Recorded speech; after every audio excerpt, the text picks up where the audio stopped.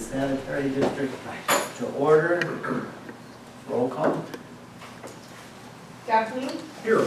Kelly, Here. Meg's absent, Scylla. Here. Borstein. Here. Join me in the pledge of allegiance, please.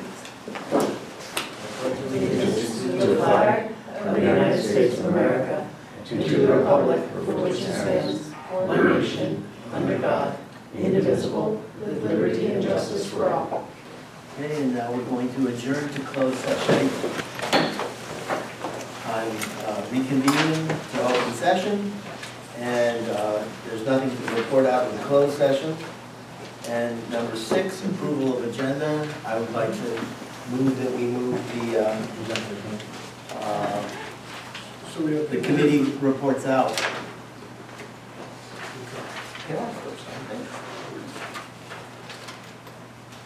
And the verbal. And number 9. Yeah, number 9 and 10. They're at the beginning anyway. No, I think we did. Oh, So let's move them out. oh, move them later? Yeah. Sure, okay. So we'd like to move 9 and 10 out past 14. 16.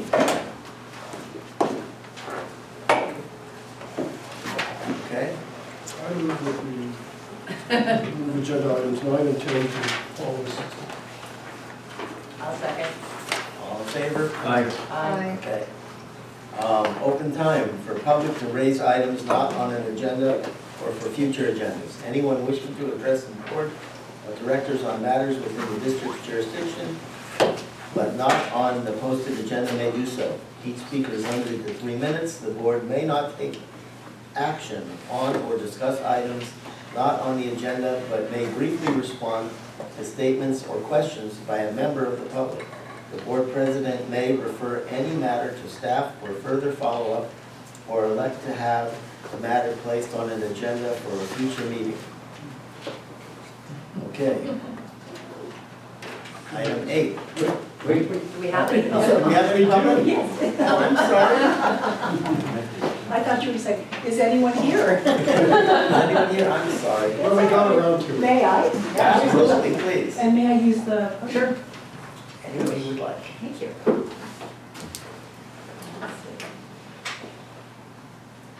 So, good evening. I'm Marjorie Sun, and I've been a resident of Marin for 24 years. And for most of these years, I've been a ratepayer from the Ross Valley Sanitary District. And I'm now a homeowner in San Anselmo, where I've just started building an ADU on my property. And I'm here today to advocate that the district substantially cut the very financially burdensome fees for ADUs that are detached. And more on that in a minute. So briefly, here's my story. I lived in Sleepy Hollow for 18 years, and after that, I divorced. I moved to Corte Madera for a few years, but I kept dreaming of moving back to San Anselmo, where I've built many relationships, especially at St. John's Episcopal Church, where I've been a lay leader for nearly 2 decades. I'm now retired after heading a nonprofit to fight climate change, and that was based in San Francisco. So about 1.5 years ago, I found my dream location in San Anselmo, and it's in the Sludge Park area. I'm building my detached ADU there, and it'll serve 3 goals. It's a way for me to do my part to help relieve the housing shortage, albeit 1 tenant at a time. And 2, since I'm retired, the ADU will provide needed rental income. 3, if and when the time comes, a caretaker can stay in the ADU so I can age in place in the community I truly love.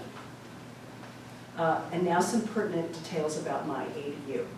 So I'm building a 416 square foot detached ADU, and it's for 1 person in my backyard.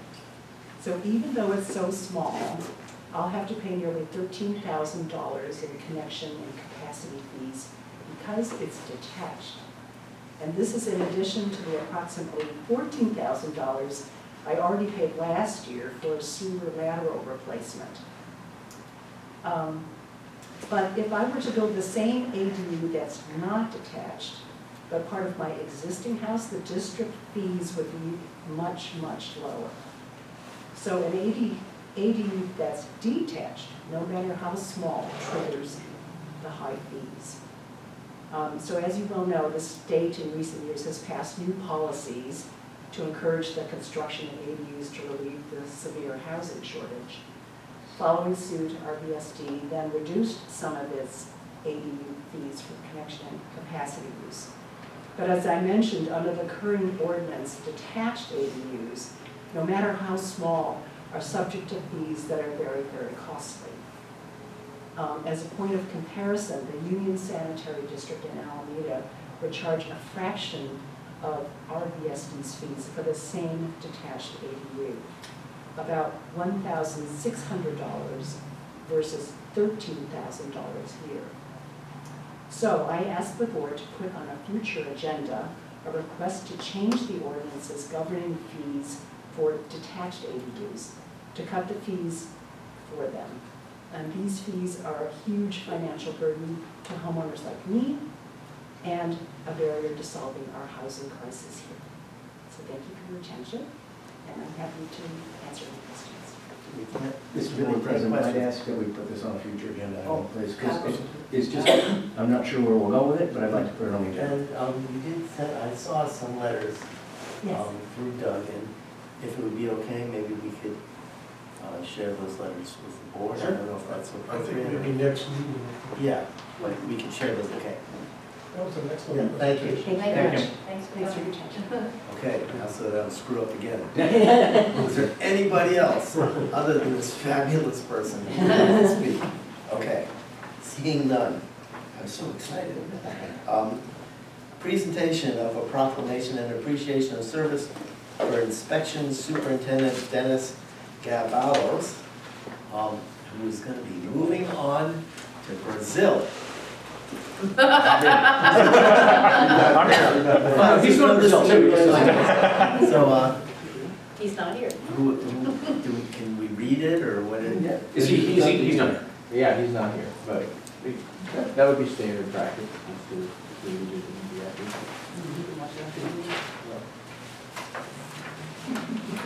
Yeah, well, Is he moving on to Brazil? Yeah, yes, he really is. His wife is from Brazil. yeah. Okay.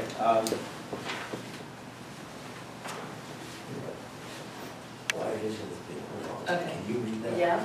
Oh, it's a long one. Yeah. Whereas Dennis Gabalos, is that the Yes. proper pronunciation, was appointed inspection superintendent of the Ross Valley Sanitary District in 2012, serving approximately 47,000 customers in the communities of Fairfax, Larkspur, Ross, San Anselmo, and the unincorporated areas of Marin County.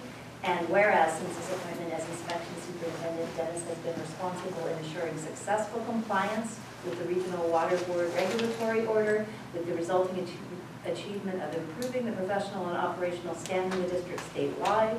And whereas Dennis has worked for over 24 years for the district, and his institutional knowledge of our asset inventory has dramatically saved costs during design and construction while holding consultants and construction teams to the highest standard for project delivery and acceptance.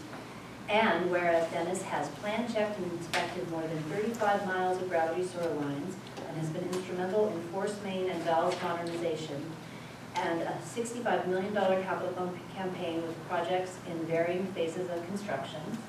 And whereas Dennis was proactive by instituting the district pipe bursting crew in 2010, where over 2.3 miles of pipe was upsized to 8 inches and included in the lower laterals on both Bean Road, San Francisco Boulevard, and Los Angeles Boulevard. And whereas Dennis worked hard to support the district's lateral grant/loan program to replace private laterals, and using this system, district staff has inspected 3,232 lateral replacements, totaling 229,834 linear feet of sewer pipes, equivalent to having replaced over 25% of the private lateral gravity sewer system. And whereas Dennis, in his role as inspection superintendent, performed the large diameter condition assessments and rehabilitation, managed the inspections department, which is responsible for completing over 30,000 underground survey alerts, and implemented the digitization of the surveys.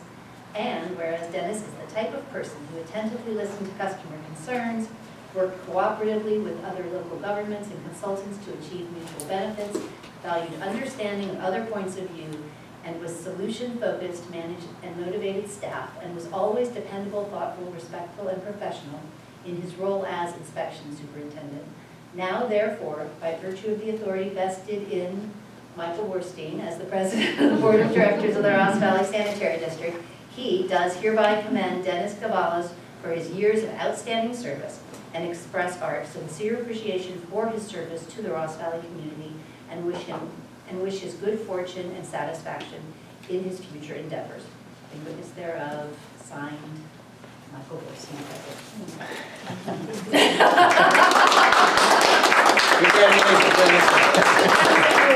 How many people are we gonna have to hire to replace him? You're part of the team that achieved this, but Dennis is a big part of the team. He will be missed. Thank you. So now we're gonna skip 9 and 10 and move on to the consent calendar. Matters listed under this item are considered routine and will be enacted by one motion. The consent calendar may include resolutions, therefore the motion, second, and vote will also be applicable to the resolutions and recorded accordingly.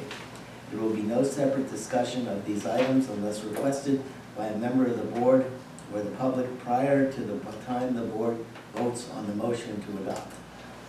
So, would anybody like to pull anything off the consent calendar? Yeah. I'll pull C and D.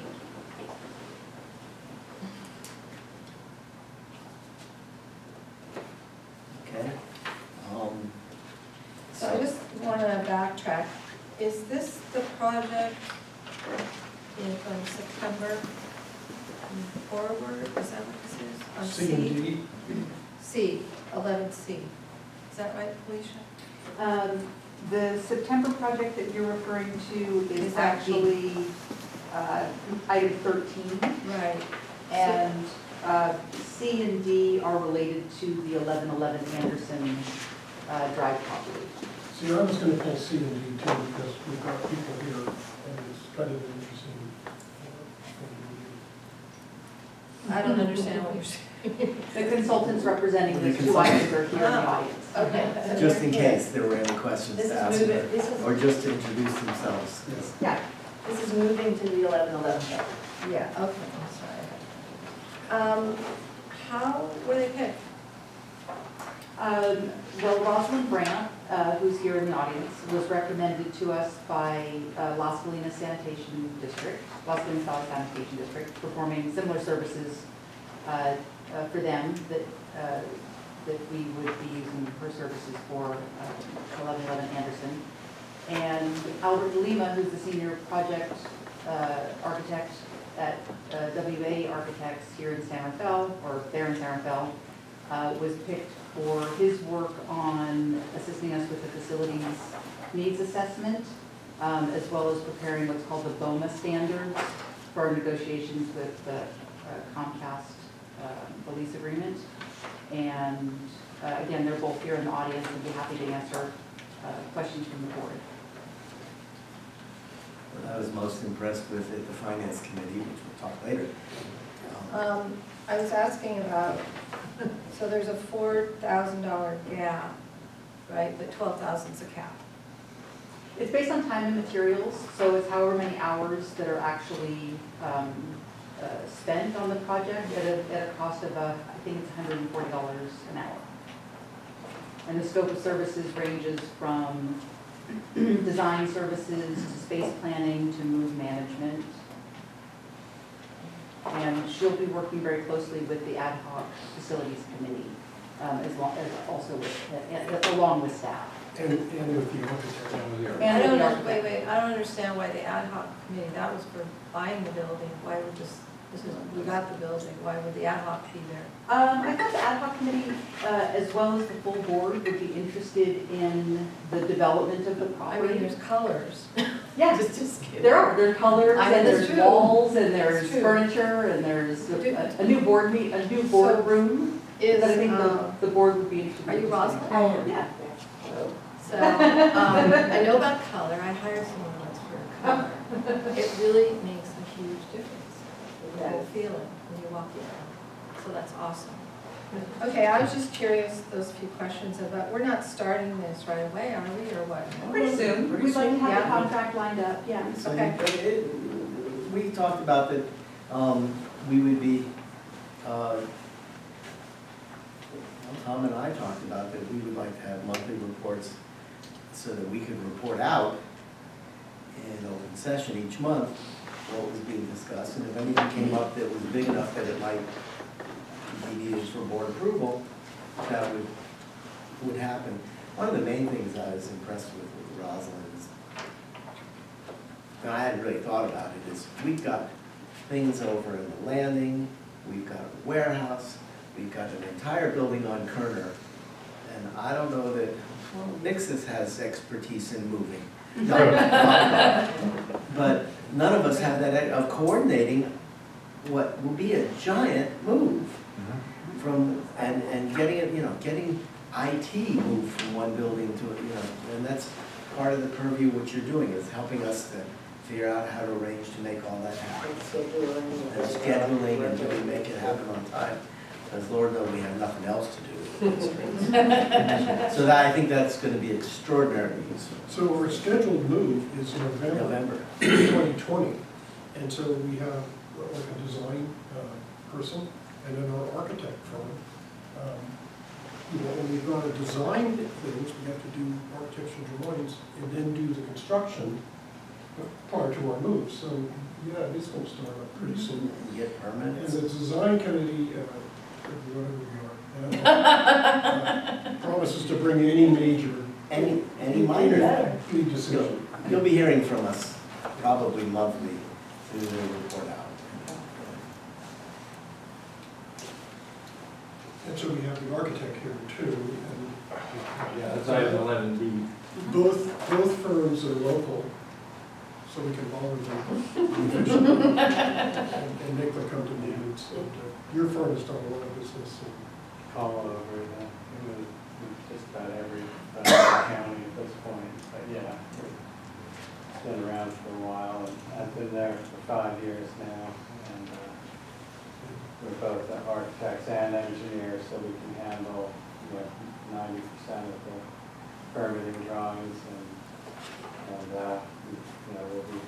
we're ready to turn things around and through Rosalind and Felicia and get things moving. And we did the whole Belvedere City Hall and That's that right. building together. What was that, like 15 years ago, and that got good, and then. And we still like each other.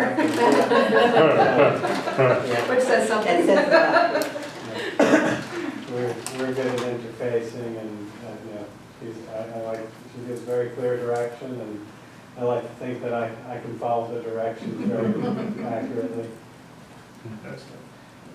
Any other When I used to comments? work at Newt Engineering, we would sub with Weir Anderson on a regular basis for projects here in this district and throughout Marin County for structural engineering on different civil projects. And there's a long history. Good reputation. I think it's a good team to be helping us out with this very important project, which is going to serve us for the next long time. Will this handle all of our architectural needs, Felicia? Yes, that's it. This is aside materials and all that, right? Yes, exactly. Okay. Yeah. And permits are not included? Costs for permits are not included, Yeah, correct? permit fees aren't, but we'll be everything all the tools to apply for the permit will. And is that the provide. city of San Rafael, or is that the county, city of San Rafael? Yes. Okay. Okay, thank you. Anybody else? Do I have a motion? Consent calendar? I move approval of the consent calendar. Second. All in favor? Aye. Aye. Okay, number 12. Thank you. Thank you for coming. Thanks, Thank Rosalind. you. Thanks, Howard. Thank you. Talk to you guys soon. Consideration of authoring amendment number 2 to the consultant services agreement with Somas Inc. I always want to say formerly known as Prince, but formerly the Cabela Group Inc. dated October 11, 2016 for an additional $130,000 for construction management of the large diameter gravity sewer rehabilitation projects. Good. Yes, thank you. I'll introduce the item briefly. The large diameter gravity sewer projects were based on a condition assessment a few years ago, and there were originally 3 major projects through San Anselmo and Ross, the downtown portion, to upgrade this trunk line system.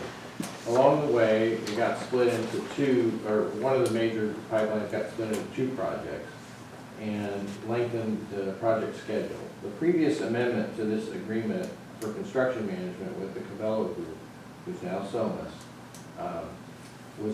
was amended one time, but not for more budget, only for more time and changing the billing rates.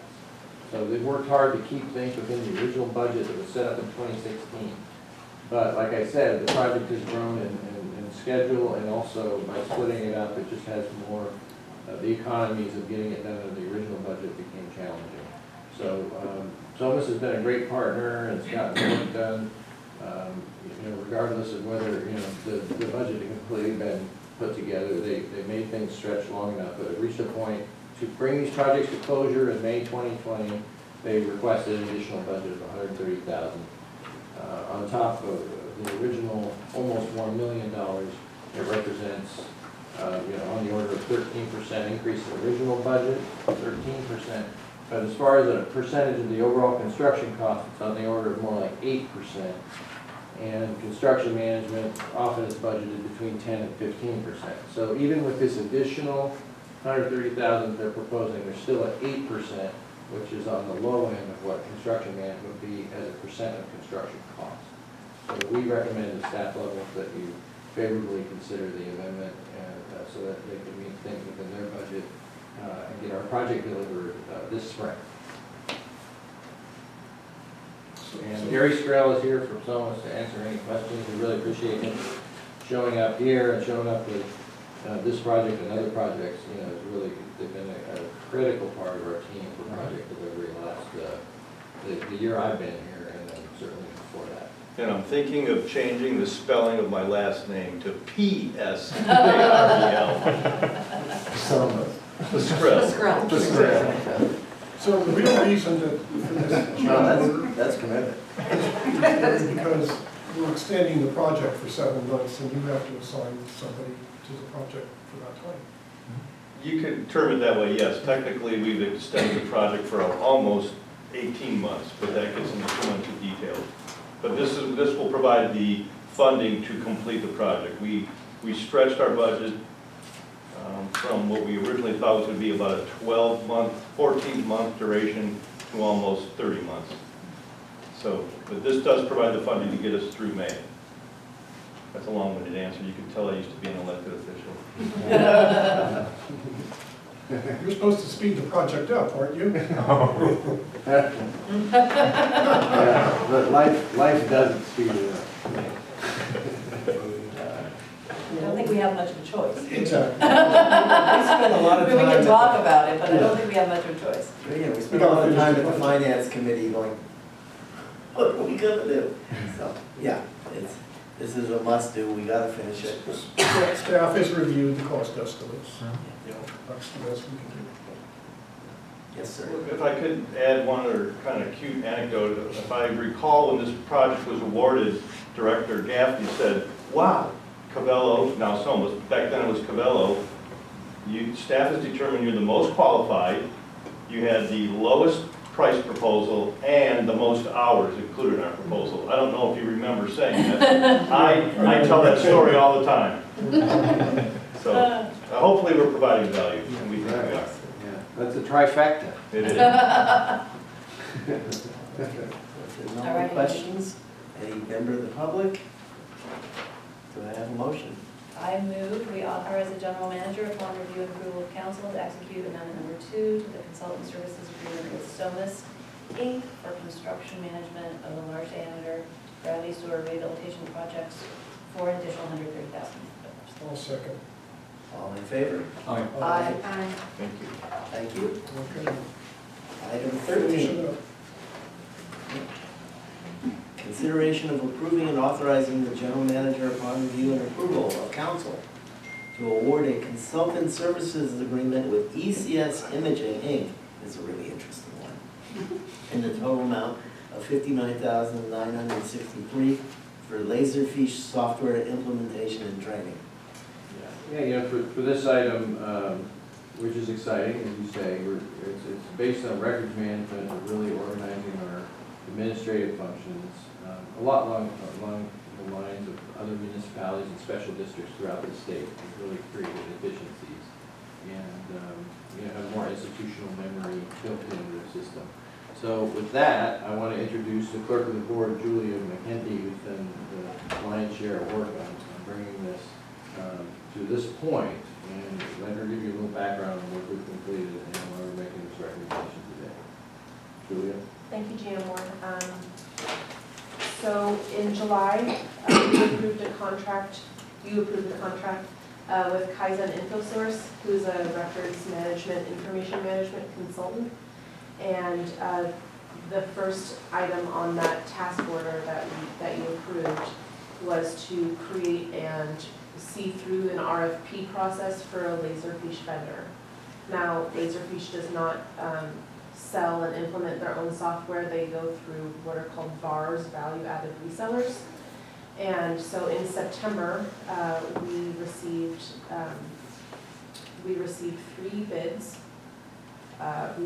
from companies all over the country, 2 in California and 1 in Michigan.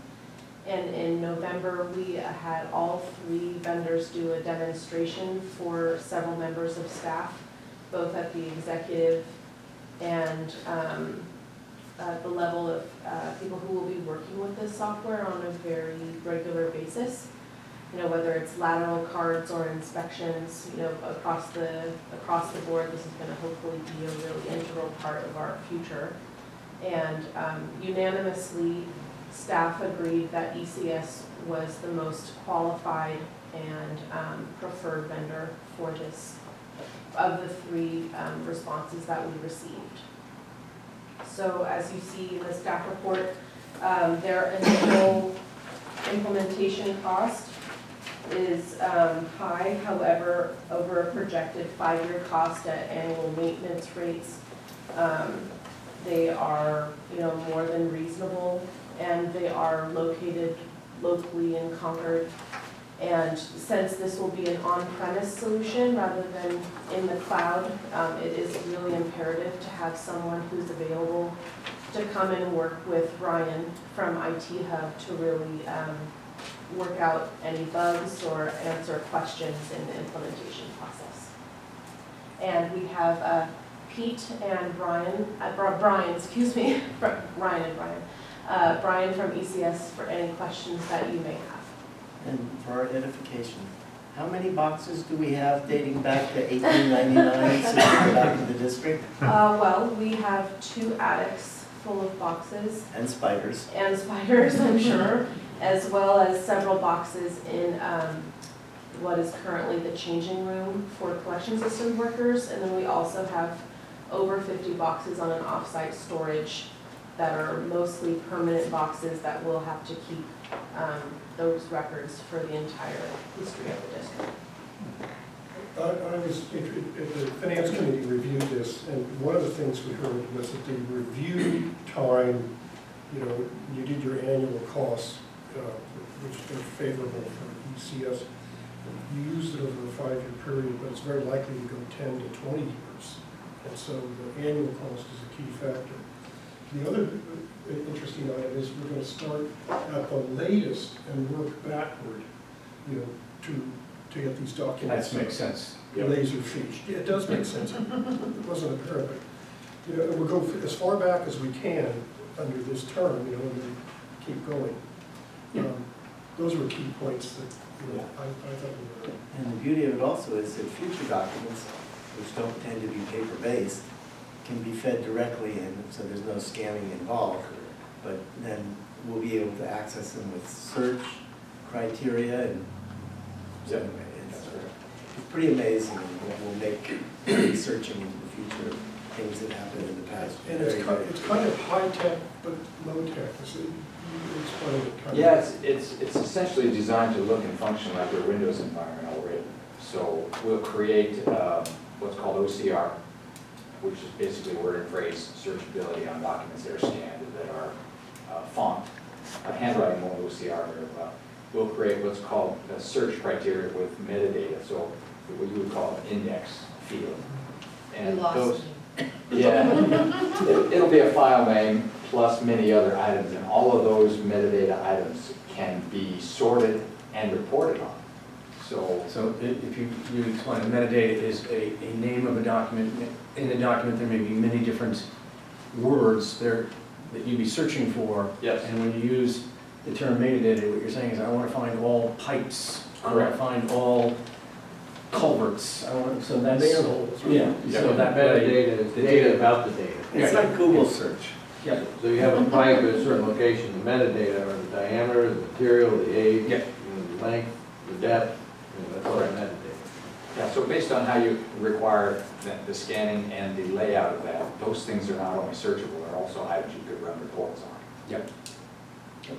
And secondary to all that will be retention management. So anything that is, timeline retention, time to get rid of, that can be automatically run reports on. Here, these things are ready for destruction and so on. And you have these, state of California has a methodology that they are trying to enforce called trusted systems. So this will comply with that based on it being properly set up. That's why we have Kaizen that we're working with. They're going to set guidelines on state of California compliance with trusted systems. I agree with you, Julia, that, because I'm in a similar business where we serve customers, and I have a client in New Hampshire, and that's all well and good, but it's better to have it all, no question about it. Yeah. At some point, you'll also have two options. If you choose to, you can then take documents that are available to publish to the public, and they will potentially have access to them directly, which would minimize public records request on the staff. Absolutely. Yep. And then there's also the possibility of integrating with your other existing software products, for example, your GIS and your HR doc application software and so on. So those things can all tie together in some way as future goals. And then we learned that there's gonna be another vendor to do the actual laser fishing, right? Scan. Yeah, somebody comes in and just goes through documents. Laser, ECS offers those services, but we'll have to determine when we're ready to actually do the scanning of the physical documents, sort of the working backwards, what would be the most effective. And then in the future, is the staff is gonna put their documents, like at the end of a project, the project leader or somebody will put the documents in. Or every packet will automatically go in there, and we'll be able to search, however many times Director Gaffney said something, or We discussed this in the finance committee. We can query the minutes. He says that a lot. But this will also, We might overflow the buffer with that. this will also have like the cards that show the old laterals that like you pulled out to show, yeah, and then it will have, so you're saying it'll have board packets, it'll have permit stuff, right? Is there anything it won't have? Everything we keep on paper, we're gonna scan in and. Contracts, like we talked Back about, and further and further and further. environmental documents. And effectively, if you choose to at some point, you can keep photographs, you can keep audio recordings, video recordings in there as formal records of the That's what we're gonna make sure we have a seamless connection with the info asset. Info asset is really our infrastructure asset. Yep. Inventory, it also has all the information, all the inspections we've ever conducted. Yep. The video, the pipe, the movies of the sewers, and all that will be linked in, So we aren't necessarily just loading Laserfish per se with that. We have info asset and GIS, and we're gonna make sure they all speak to each other. So Patrick Filippelli, who you saw last month, will be involved in that, and Ryan, who mentioned, our IT expert. So we're gonna take advantage of all of the investment and good information management to date and leverage that to now bring in records management, the laterals, the permits, And then we can legally destroy the paper document once we have them scanned into, Yes. Yeah. before the move, hopefully. I don't want to move any Exactly. spiders. I mean, at least get rid of some of those boxes, so that we're not storing them at Anderson. We'll either have off-site storage for them, or store them. But we'll claw back on that, you know, we'll really start with the system on what we're currently doing, our current throughput. You know, we'll have record drawings come in, I just had some last month come in on that large diameter, the early phases of that. And that will, we have things to put in now. And as each board meeting, we have new things to put in. But then, as Julia said, we'll get a strategy together to bring in recent records that they can go back And most other small collections in the state are doing this kind of high-tech things, right? No. The beauty of this is we are really, one of the reasons we got that award is because we're doing this kind of work now and leading, you know, people are looking to us for advice of how, what can they do in their districts now. On So I'm that very point, pleased. though, thank you for making that point, Michael, but Pete, I was interested in what other sanitary districts are doing. Do you have other clients that are sanitary districts? We do. Central Contra Costa Sanitary District has had the software, as you mentioned, now it's roughly 17 years. So initial purchase, they're still deploying. They built their own integration with GIS. I just walked in one day to check on the account, and they said, "Oh, look what we built," and they did the GIS integration themselves. So yeah, there are several. That's just one that's local. Any local here in Marin? Let me think. No, Tampa School District is using the software and has had it for about 8 years. College of Marin, both campuses is using it, but not special districts that's here locally yet. So you'd be Very first. exciting. Yeah. Yeah, Central Contra Costa tends to be kind of an innovator, you know, so, but we can maybe ask them about some lessons they learned. Yeah. Yeah, they're a big sanitary, much bigger than us. Yeah. I think they treat too, right? Yeah. The only question I have on the annual cost, is that locked in? Or let's say, I mean, is that, you know, you go for hours or whatever, or is that just a ballpark, that $8,695? It says annual cost, but I just want to ask. That is will an the other annual cost. The way that works is I purchase the annual support from Laserfish, the manufacturer of the software. And so it's my cost versus your cost. So that is a locked-in. There's one item there, second to the bottom there, it's priority support of 10 hours. Where's that? In that same section. She was looking at the staff report, so. It's the very last page of the item director makes. I think it was page 117. Yeah. Okay. I got it. Yeah. The roles and responsibilities at page 17. 117, part of our proposal was, Chapter for the 14th, the next item out. It's the very last page of the section.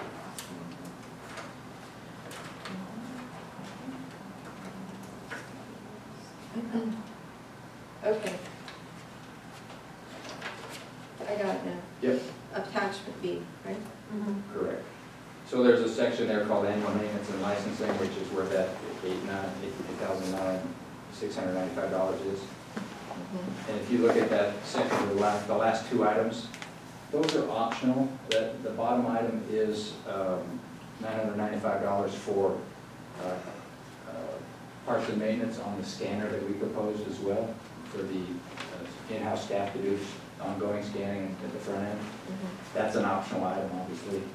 As well, the item above that is an ECS item. It's a priority support for us updating any software patches or releases that come throughout the year and handling on-site support if need be, as opposed to just telephone advice. I think we should keep an eye on that after a few years, but I think we should start with it. There are times when, Yeah. And So we have backup generators, right? Right? Yes. To tell you a story about the hospital. Anyway, okay, it looks very rich in information. I guess if you went through a checklist and then had them come in. Yeah, I saw that, it was double the cost to start initially. Are you just some awesome people that you charm us or something? No, do you know why this is double? What the, why? So the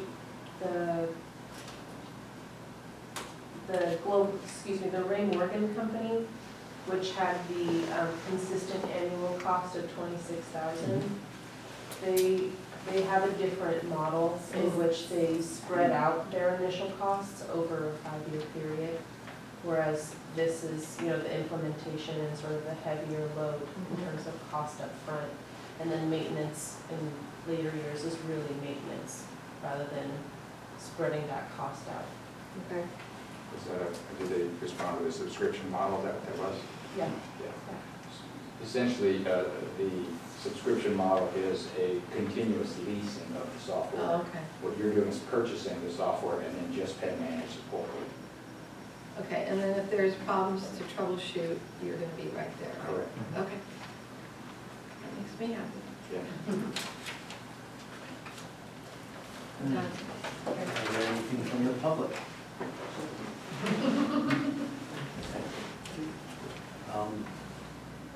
So, do I hear a motion? I'll move the approved and authorized general manager upon review and approval of council to award a consultant services agreement with ECS Imaging Inc. in the total amount of $59,963 for Laserfish software implementation and training. We don't have to approve the annual cost. I'll second. All in favor? Aye. Thank you. Thank you. Very excited. Next week. And it's going to be implemented by next week? As soon as we can get going, we're ready to go. You've got the scanner in the car? Thank you, guys. Yeah. Thank you. Thank you. Look forward to it. Thanks, Brian, nice to see you. More work. Item 14, consideration of authorizing the general manager upon review and approval of legal counsel to execute task order number 2 under the master services agreement with Brown and Caldwell for design and engineering services during construction, ESDC, for fiscal year 2021 gravity sewer improvements in the amount of $500,000. Hi, yes, so on this item, I'll introduce it briefly. I'll also introduce Colin Dudley, who's on the Brown and Caldwell design team, who's worked on other projects for us, including large diameter gravity sewer design projects. And I'll introduce the item, and we're here happy to answer any questions. This, as I indicated in the staff report, this is using the same terminology of past gravity sewer rehabilitation projects. This is a package of, we're calling the fiscal year 2021 gravity sewer improvement. It's a project that's conceptualized a lot like these previous projects that we've done. We call them 15, 16, and 16, 17. And they were segments of sewer upgrades that were clustered in different parts, different communities of the service area. So there would be a little bit in Fairfax, a little bit in San Anselmo. And they were ranked based on an evaluation of condition. Maybe there's been a pattern of sewer overflows. But they were mostly identified through the condition assessments that were set up right after the cease and desist order, and also technical assessments that were done in the 2000s. Kind of a catch-up period that you oversaw, in terms of responding to the cease and desist order, and part of that requirement being 4 miles a year. You might remember that number. And those projects achieved that and more. For instance, the 16-17 project was 9 miles. This project, and this was conceptualized, I worked with staff. I brought in, it's like a grassroots effort in September. And I brought in staff with line maintenance, repair, Mixus was there, chiming in. And so it was a little different. We weren't using engineering reports that said you ought to do these projects. This is a grassroots effort that staff informed, but also Catherine, who recently left, she had done what's known as a selection set by bringing in some of this information. Somewhere to start. It was 4.7 miles. our group, internal, operations supervisors and me, and makes us whittled that down to a little over 2 miles, from 4.7 miles. And we met with different consultants and explained the project. We invited lateral proposals from 3 engineering firms who produced design for us in the last few years, are familiar with our system, including Brown Caldwell, also Harrison Associates and Newt Engineering. And we got 2 proposals from Harris and Brown Caldwell, and a team of 3 of us internally ranked the proposals, scored them, and recommend the selection of Brown Caldwell as a design engineer for this project. Their budget was a little higher than Harris's, which was more like $440,000. But this has a $32,000 contingency, so really the number to compare is $468,000 against $440,000. In my mind, kind of a wash, kind of even. With respect to other categories, we were looking at specific services. Brown Caldwell excelled in the area of integrating with our info asset system. There's a little bit more conversant in the need to get our capital projects put into our information system in a timely manner as it's being built. If you think about it, that's really helpful for line maintenance, who on a daily basis get work orders from our info asset system, and to have accurate information about what the system is very helpful, even if it's new, just having that be more real-time updated. So I give you that as one example where Brown Caldwell, we felt, understood that functional need of the district in the proposal. So this particular, I included the maps so that you get an idea, and there are of specific segments, so hopefully you had a chance to look at that in the package to get an idea of the scope of this. It's still spread out around the district, but it's not as prolific or dense as some of the other projects, so it won't be quite as challenging. And one reason for not doing an $8 million project and doing something more like $3 million is what our goal here is, maybe $3 to $4 million. One of the reasons for doing that we've learned, the lesson learned, is we get more bidders when we have a lower price, because there are more contractors that have bonding capacity that's on the order of 3 to 4 million versus 8 to 12 million, right? So we'll manage the message through our IMP efforts to the Regional Water Board in terms of this idea that you need to do 4 miles a year, as a target. That's kind of conceptual. That was more of a catch-up target. We'll work through the IMP to justify a more modest amount that is risk-based and data-driven. And we think our grassroots process was a good example of how future site selection will be done under IMP. So we did kind of a bridge exercise here with this project definition. So I wanted to give you a little insight in what's led up to this point and why we feel comfortable with requesting authorization for $500,000 for design. If the project is $4 million, that's the percent. I should have that more handy, but I don't know, do the math. It's reasonable in terms of being around a little over 10%, a little over 10%. So, but it's detailed design in a lot of places, with a lot of utilities and narrow roads and this and other, like other storm drains. You got to make sure that we're not conflicting with them. So it's detailed work in a lot of locations. So I don't think the design budget is too high. But part of it is, remember, it's a budget. It doesn't mean it's all going to be spent. And then the time frame is about 9 months to do the design. And the goal is to have this go out to bid for construction in the year 2021. And about this time next year, maybe a little before, a little after, go out to bid. So it sets us up, and it's in line with our capital project goals.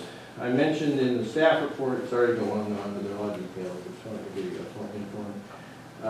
A couple of the projects that we had planned in this year's capital budget have been delayed. One of them is the next leg of the Butterfield project. The community of San Anselmo actually explicitly requested we do not build that project this next summer. They want a break, because we were working in Butterfield for 2 consecutive summers. So we have budgeted that work, and so I made a decision in the early September timeframe to put effort into this alternative design to get this going so that there's not a gap in our capital program. And that's where I engaged Mixes and staff and kind of took over the role Catherine would have had to make sure we've got something in the hopper since other things have been delayed or a year. That's a coincidence. There's a woman on this project from your company named Catherine Hayden. Yeah. Just pointing that out. She's pretty knowledgeable about this. She knows about our system. Whose company? That's right, yeah, right. Oh. So, that's my long introduction. I don't know, Colin, if you have Okay, anything to add about just some of the things, some of the characteristics of this design that you noticed that you want to speak to? Yeah, I think there are some where, some of the locations are in smaller streets, so there's potential for congestion, so identifying utilities will be quite a bit of effort put into that. And then coordination with the various jurisdictional agencies, that will be real important there as well. So there's a few of them on this, so it's just kind of spread out throughout the district. And you've got contacts, you know who to call. It's always helpful. We've got the existing relationships with all the different. Some of this is in Murray Park, a little bit of it? I think it's on the edge of it, right? On the edge. Estelle, is that the one, is Estelle still in here? It's half on, half off. Is that, So and what's what- the, have we been maintaining Murray Park? Yes. Okay, so that's not new, given that we're finally in our district. Yeah. We've always been maintaining.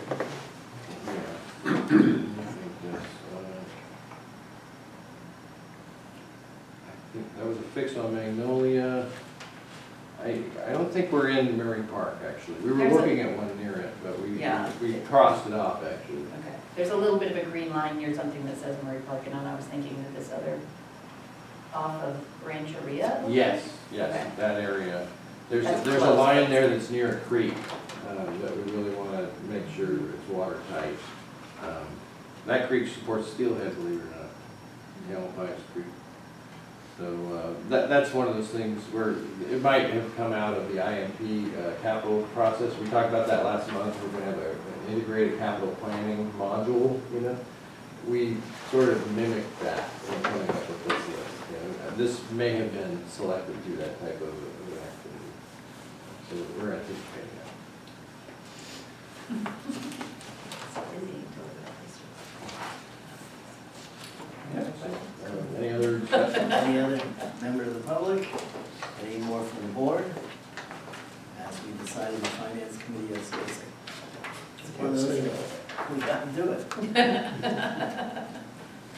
All right, are you looking for a motion? Yes, please. I move we authorize the general manager upon review and approval of legal counsel to execute task order number 2 under the master services agreement with Brown and Caldwell for design and engineering services during construction for fiscal year 2021 gravity sewer improvements in the amount of $500,000.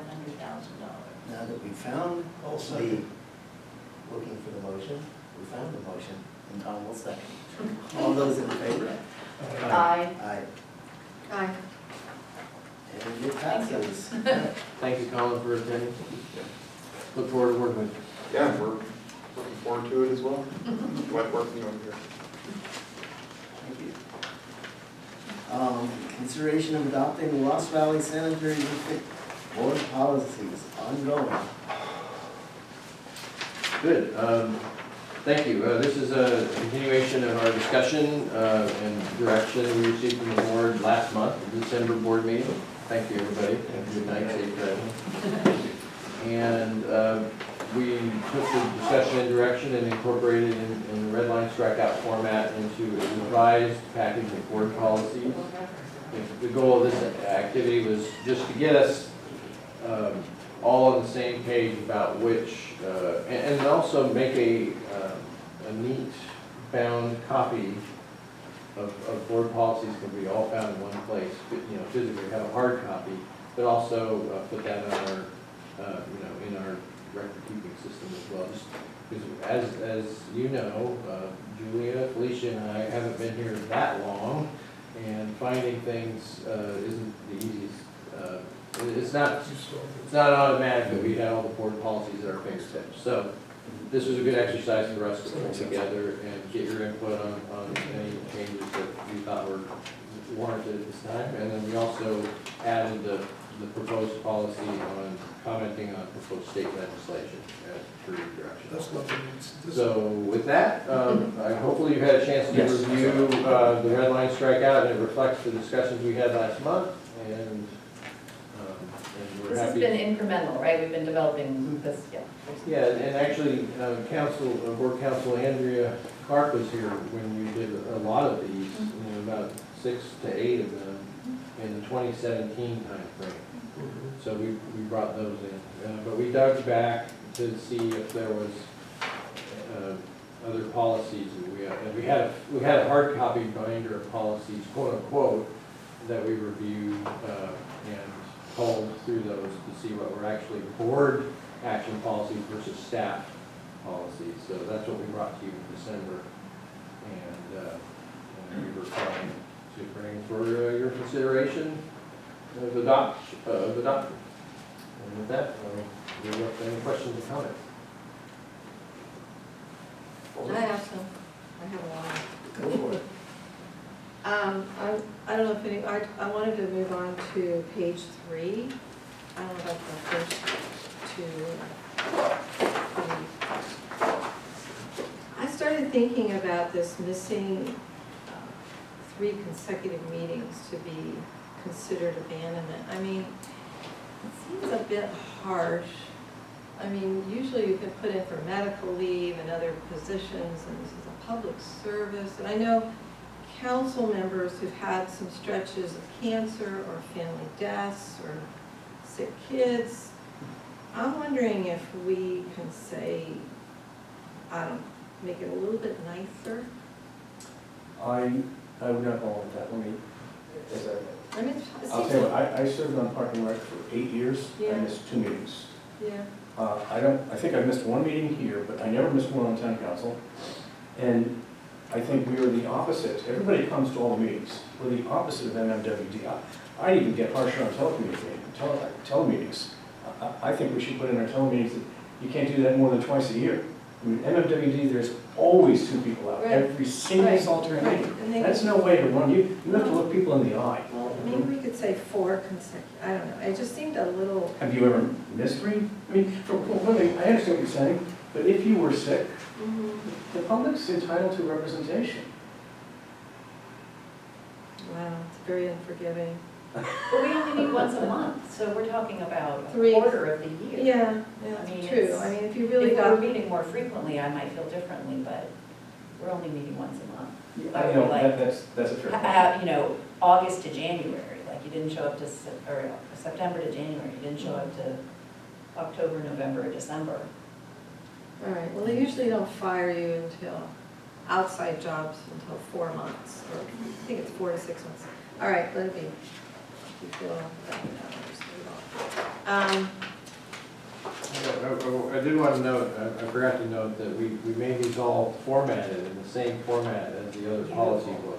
Yes, Thanks thank to you. Felicia's guidance. It's as beautiful as the labor room.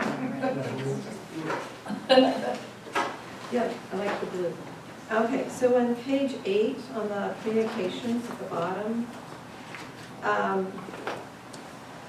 the last paragraph, it says, regardless of the format, board members' communication should reflect the highest degree. Can we just put board members and staff? And that covers everybody? This is a board policy. No, board only? Yeah, this is policies for the board. Then they have their own policy. You have your own policy? I'm sorry, for exactly what? Communications? For communications? Does the staff have their own policy? They do. Oh, absolutely. Okay. Yeah, Yeah, administrative the personnel policy. personnel policy, Yes. which is formatted very similar. Yeah. Where am I now? Board meetings, something or certain. So I want to move down to, where am I? Correspondence. What page? The next page, over 9. 9. It shall be charged. It says typically the general managers and board president, per decision made by the entire board of directors shall be charged. I don't understand the word charged there. Charged with transmitting, means given the responsibility. Responsibility. Okay,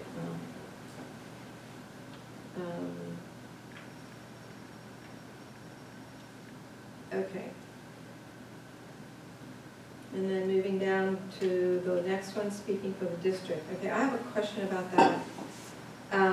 So if you want to do an op piece, you can't just write something on your own, because that has happened from this board, and I just want to be clear on this. If you wanted to write a piece about what your political views or how you feel something happened or didn't happen or something you're projecting. Oh, and let me answer that, because I've done that.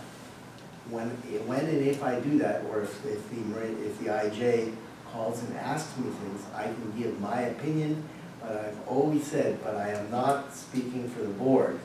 This is my opinion, and we act as a board to make decisions. So I think the answer to that is you're absolutely allowed, as any other citizen would be, to have an op-ed, an opinion on whatever you want to have, not speaking On behalf on of the behalf district. of. So on you, behalf of so you the just board. identify yourself as a constituent, Boy, I learned but you that. can say you are elected. Absolutely. Okay, I just wanted to, it's been a long time since I've seen one. As Pam, I'll remind you the example when I thought innocently said to the IJ, you know, we would never have artificial turf at Memorial Park, and I got 9 phone calls, the lawyer, the mayor, everybody agreed, but nobody's ever said that, and it wasn't a board, park and rec policy, so never again, it's always my opinion. Put your hand recovered. It has, I got smacked hard, man. Okay. Moving on. Trying to find okay, so on the next page 10, at the very first paragraph, talks about board members provide testimony before a grand jury if they royally screw up. So, it's a criminal grand jury. It's not civil. I think we need to put that word. Right, Andrea? No, it's civil, civil grand jury has, Well, there's 2 grand juries. There's civil and there's criminal. I don't know, maybe that's how it is in Marin County. I'm used to just one grand jury that has authority to do both criminal indictments and to examine publication. Is it different here? Stephen read this. He's the one. who said, Well, we have this civil grand jury that goes around and investigates. But can they also do criminal indictments? I don't They're think so. separate. It's a bunch of, yeah. But a grand jury I could mean, be either. yeah, I mean, even if that's the case, is it necessary to make the change for this to make sense? I'm just telling you what Stephen, he's, anyway. If Maybe you want to leave it maybe open. we can have you check. Yeah. Sure. Okay. Let's see, this is, okay, so on the Brown Act considerations, so I have a question. So let's say staff came to me and confided in me something because they knew something was coming up on the agenda and they wanted my position to know what my position would be. And so they were also talking to other board members separately. Would that be breaking the Brown Act? No, that does not break the Brown Act, because a citizen may do that as well. A citizen can come to each one of us and talk to us. We can't talk amongst Okay, it's ourselves. just us. But let me be clear, to the extent the general manager is staff, the general manager cannot do that. That's a serial meeting. So I suppose if you're a member of the public or you're a staff person who's just curious about what the board member positions are, but if the goal, if it's Steve's goal to make sure he has a majority to propose something, For an upcoming That's that's a vote. no-no. a foul. For an upcoming vote. Yes, Okay, yeah, just want to make this Yeah. clear. okay, thank you. And then,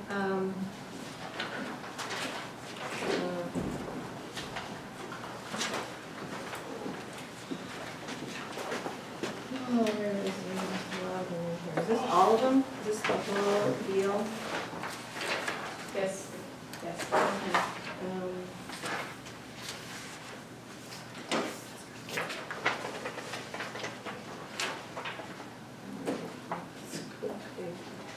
Um, the page 18, and this is getting a little petty, I guess. But at the bottom, on number 2, it says, work with the general manager to keep the full RVSD board informed in a timely manner on important pending actions by CMSA board, which foreseeably have a material impact on RVSD. I don't know, but there's some things and I've kind of said this over and over, but I don't know how we can get stuff before our reps go, so if we wanted to talk about it and give our input. So I'm not sure what timely manner means here. Do you understand, Michael, what I'm talking about? Let's say there's some increase in some major issue on CMSA. And are we, if we don't know about it, then you guys vote on it, but maybe you want to put some input into it, and maybe we have some ideas to help out. Do you have any ideas how we could do that? I mean, you're done Well, on. the agendas, I know, they're timed wrong. oh, well, no, I'm saying you could find out exactly the same time that the CMSA board finds out about the agenda items. You know, we get them the Friday before the meeting, and certainly if you go and have a look at them and you had any concerns whatsoever, bring them up with the general manager, or you could, without breaking any Brown Act violation. That's a contact- challenge. Huh? That's a challenge. What? Well, because if she has a concern, I suppose if she has a concern, she could talk to one of the 2 representatives on CMSA, and that would not violate the Brown Act. Yes, exactly. I think it'd be better not to go to the general manager, because he could Make then, 3. yeah, that just makes it, I think it's a little dicier, I don't think it's as clean. I think if you had a concern, you could go to Mike or myself, or who's ever representing, and that would not violate the Brown Act, provided Michael and I hadn't spoken about it. Yeah. Which we, But if, well, wait a minute. there might be a case where it might be appropriate to talk to the general manager. For instance, let's say it had, I don't know, something to do with the interceptor box. It's owned by RVSD out there, you know, and there was a question for the general manager about, you know, and then, oh my God, that is an issue. It would not be a Brown Act violation for then that board member to contact one or the other of us, because then there's still only 2 board members. Yeah, I think you make it right, because here's another problem. You and I meet with Jason Dow before the meeting, privately, and go over the board packet, which I think is fine, there's nothing wrong with that. But then if somebody else, you know, if we have, it's just so dicey. You know, it should be done in an open meeting. As long as we do it in an open meeting, Pam, there's no reason, But, you know. to not bring it up. It's right, because, I mean, in theory, but, yeah, it's a catch-22, Pam, because let's say we were to say, let's switch ours to be the first week of the month, so that we do ours first, we won't know what's on the agenda until Friday. So, I think it's a difficulty that has to be looked at a case by case. It's 3 board members for us, Yeah. but it's not board members of CMSA. Right, here's what you could do, Pam. We can talk. Again, it's a public meeting. You can go to the CMSA board meeting and speak. Yes. That's legal because it's a public meeting. Yeah, but I can't talk, well, I Well, talk you can't not as a vote. board member, but as a No, citizen. a citizen. Right. Yeah, I've done that a couple times. Okay, I just don't like going down there. This is stinks. It is kind of hard because It's a little room too. I might suggest that if you have a difficulty, No, maybe it's- contact counsel I, and get advice on how to deal with that for that specific item, which I don't think would happen I don't often. want to cause it trouble. This has been a recurrent conversation about the timing of the meetings, and yeah. Yeah, I mean, there's a lot of money flowing from us to them, and I just want to make sure. That's right. Nobody goes to your meetings, right? Right. No public goes, right? Not like ours. But they're televised. I mean, they're filmed. They're televised? They're filmed, yeah. Oh, they're filmed, They're but they're filmed. not on, okay. No, but they're on the They're on the website. website. You can see them on the website. And I would say that we give you good, accurate reports every meeting about No, what you just do. happened. Our live meeting last night was just last night. Is So- it, but I saw Hilmer's still there. Yes. That's So that's something you need to report. No, can I explain that? We've Oh, I'll send that when we do our report. Yes, let's You'll do do the our, report. let's, okay. Okay, sorry, We're still on the okay. policies? Yeah, page 19, I just want to clarify, this is when you want to put something on the board, on the agenda. So, two people, so tired. 2 board members request tonight. If you want to move it up and move it fast for the next month, that's 3 requests. That's what I've done here for 9 years, and I didn't see, I just saw the, somehow that's not in here about the 2, board members, or is it 1? Is that what you're all thinking? Because it kind of disappeared, I don't know, I didn't have time to review the other. What's the current policy? This is the current policy. This is the current policy. It's 2 So it's people, right? not changed. This is not, I wasn't mentioning. Yeah, if at the end of a board meeting, we have a request for future items, if 3 of us, it says here, say, yeah, let's put it on the future, then that happens. But sometimes, we have requests for future items that don't come through a board meeting, and But it takes 1 board member or 2 to get something on the agenda. It's saying 3. Right, I've never done that before, Well, and that's a majority. usually that happens when we're at a meeting and three or more of you say, yeah, this needs to be on the next agenda. That's more of a directive to, it will be on the next agenda. If any one board member makes a request, then that's what this second paragraph is about. And if the general manager and or board president is not putting it on the next agenda, they just have to say why. Okay. The chair is supposed to let you know? Okay, that's good. Yeah, the Okay. best practice. All right. Okay, moving on to page 23. I don't think I need to talk about this. No, I think that's old. And compensation. Okay, moving on to the last is 27, page 27. If my memory serves me right, this is what we switched from last time, right? The red lines are gone. And so we're still gonna use CSDA, right? For the first sentence. Well, it's a trade association such as CSDA. Yeah, my only thing about this one is, the lobbyists say everything's urgent, that's their job, they get the big bucks for that, so they're always gonna be pounding on us. I guess, so I thought we were gonna put it on a consent. Weren't we going to put it, wasn't that discussed about putting it on the consent for the next agenda?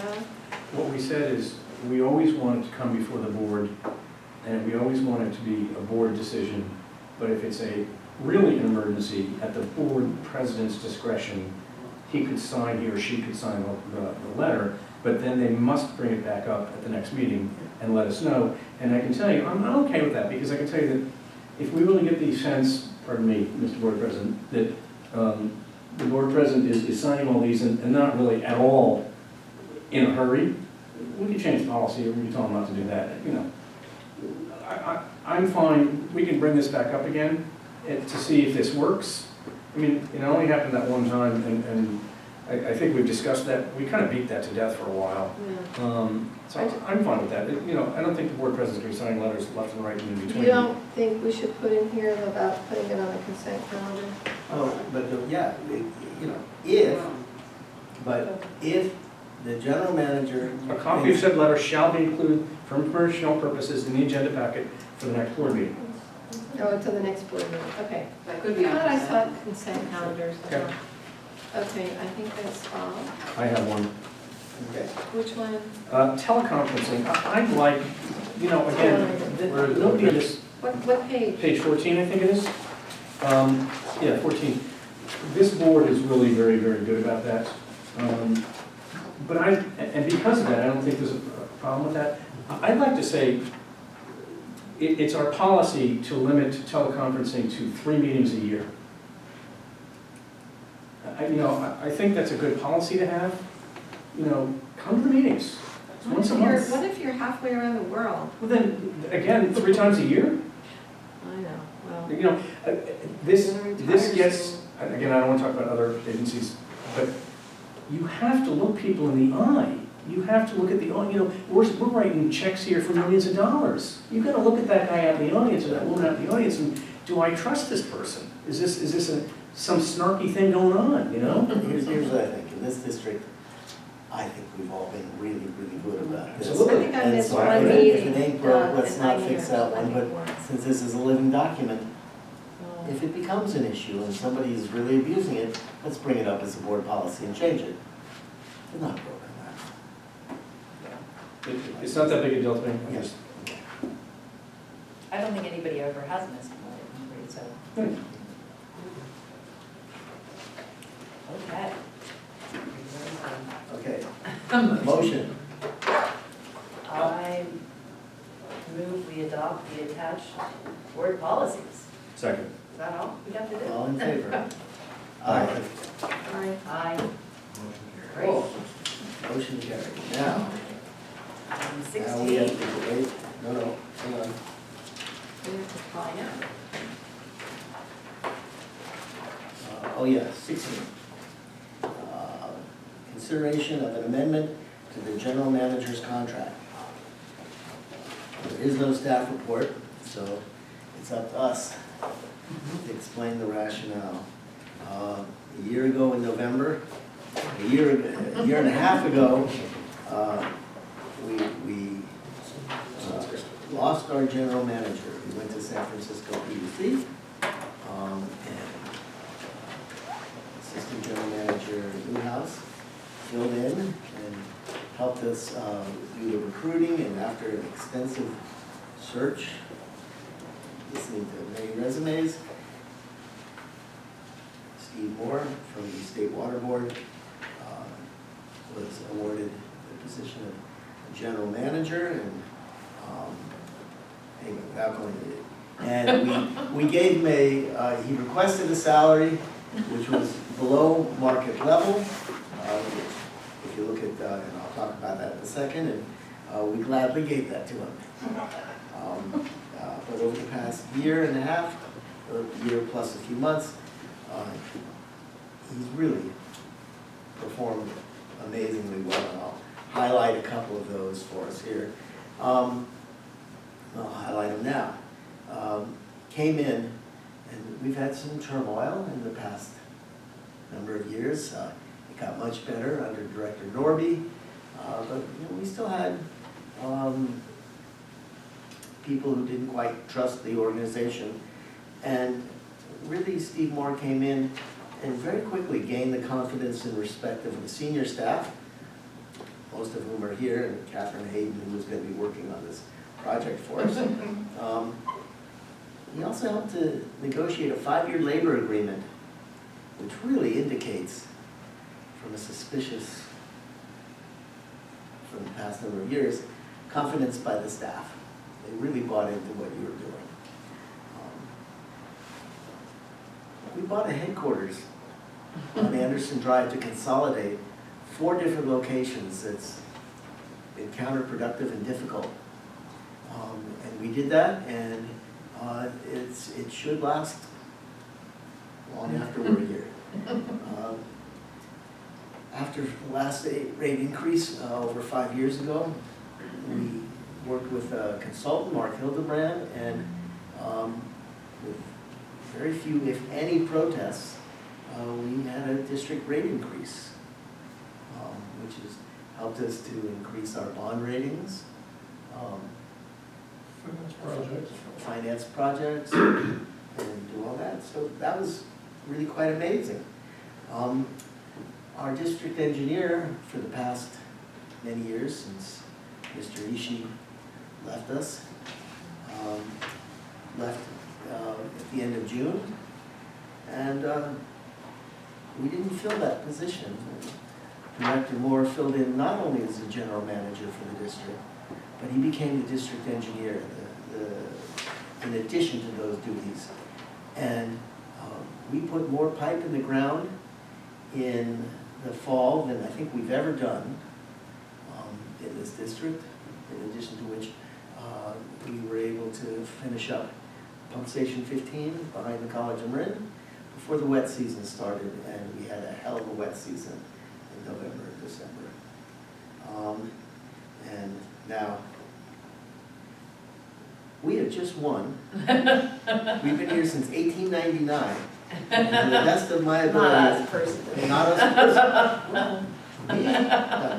Well, Tom. I don't believe we've ever won an award for anything. But we won the Redwood Empire Small Collection System of the Year Award, which is amazing. And it's for the entire, like, Marin County north to the top of California. And Steve Mixis is going on Friday night with his wife, who has a new dress, to receive that award. And so maybe the next time we bring it, we can have like. But again, that's under your leadership. We did the annexation of Murray Park. We've been talking about that for 6 years, but it's really going to happen. And because the tax base in Murray Park being much higher than that of the rest of the district, that's really going to be a financial asset for the district. Funding plan for OPEB and pension liability that's well-defined and clear path forward. We read every week in the IJ about what bad shape all the other, not all of the other, but many of the other districts around Marin County and even in California are doing. And we're one of those districts that we know exactly what it is because of our GovInvest program, which came in the past year. And I think we really have that under control. We have a story to tell there. We've had 2 no-spill months in the middle of winter, November and December. And that's amazing. We've had recycled water at CMSA for some time now. And because of restrictions with MMWD, state regulations and things like that, we're not able to use that. In the past year, as of today, not as of today, but today, stretching back a little bit, we have 2 truckloads a day that we're filling up to flush out our sewers. Instead of using potable water from fire hydrants, we are using recycled water, and also at the Larkspur Landing remediation site, rather than using potable water again, we're using the recycled water to do all that. And in fact, those are the highlights. There's 8 pages back here, which anybody would be welcome to see. What Is that true, director? Andrew? Sorry. That's from our closed session. I don't think everybody's entitled to see that. Well, not the front page, maybe. No, not the front page. Oh, okay. I'm talking about the 8 pages here. Oh, okay. Of summary document of the general manager accomplishments Okay. from 18 to Sorry, 19. I Yeah, misunderstood. no, can't see this one. But he's done so much more. So really, thank you very much for that. And you know, there may be a few bumps in the road. Who doesn't have them? And also that we, when we signed him up originally, his employment contract was for 2 years. We're 1 year, 2 months into that agreement, and we're recommending finishing up this contract, but also extending it for the year after that. And Andrea mentioned to us that it might be a good idea to have it go calendar year. It's easier than starting November 17th. So extend it a year and a month, if that's okay. 15 days. So again, when we hired Director Moore, he came in at a very reduced salary, and the median at that time, a year and a half ago, was $21,000 a month, and he was significantly below that. So Tom and I thought about it a lot, and so what we wanted to do, because he's done terrific, and I think he saved the agency a lot of money in many different ways, is to first bring him up to that median from a year and a half ago. It's certainly gone up since then. We don't have a salary survey to prove that, but it has, at least for the cost of living in the district.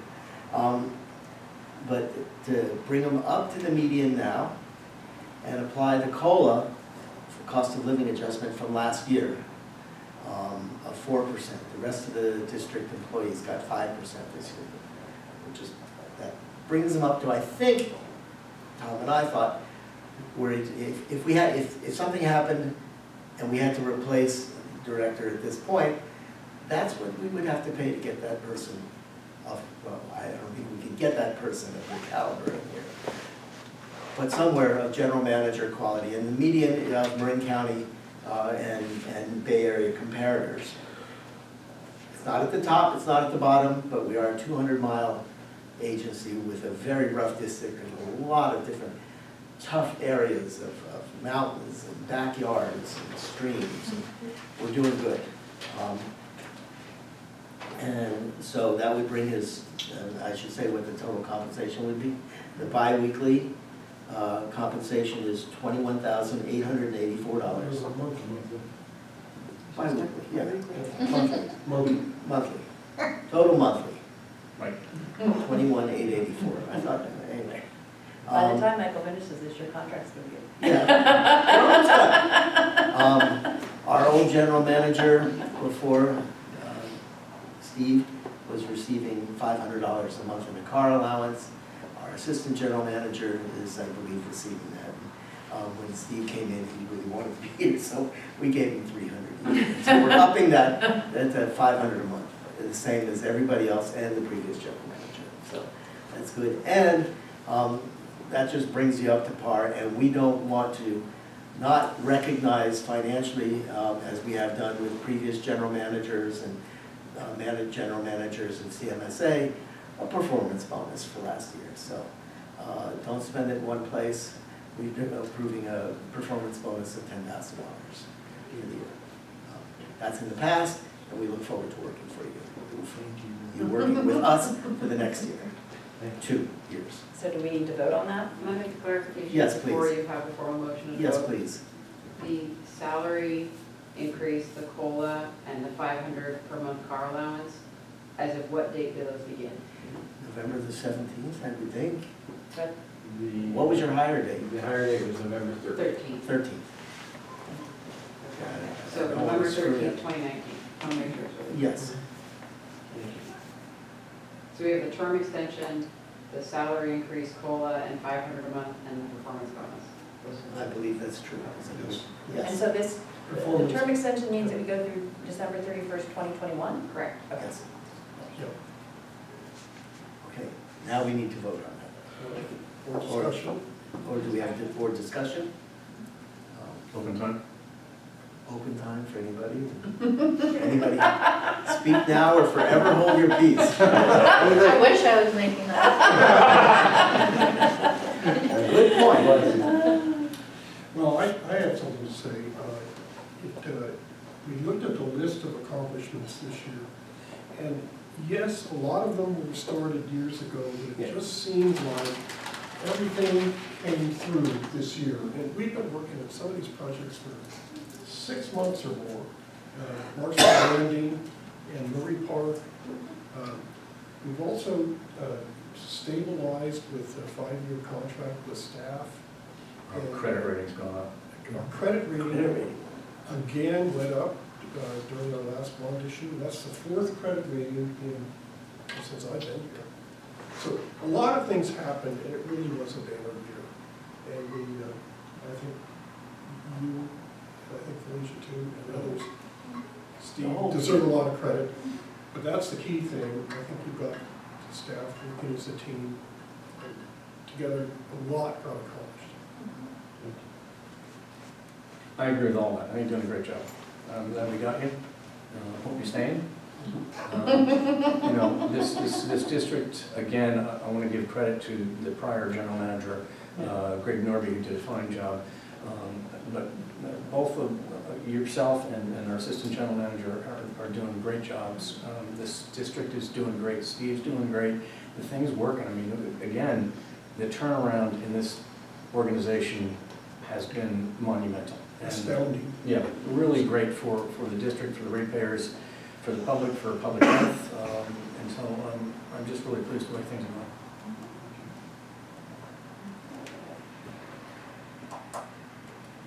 So, any more comments? So, looking for a motion, I guess. Well, I move approval of that schedule. Second. And all in favor? Aye. All not in favor? No. Okay. Passes. Yes. Thank you. Thank you very much. Congratulations. Thank you. And I owe you so much, and I owe you so much. It's a team effort. And I want a staff report on the The awards. award ceremony. You got it. Yeah, that was 16. So now do we go back and do the reports, or do you want to do that? Yeah, let's go do the reports.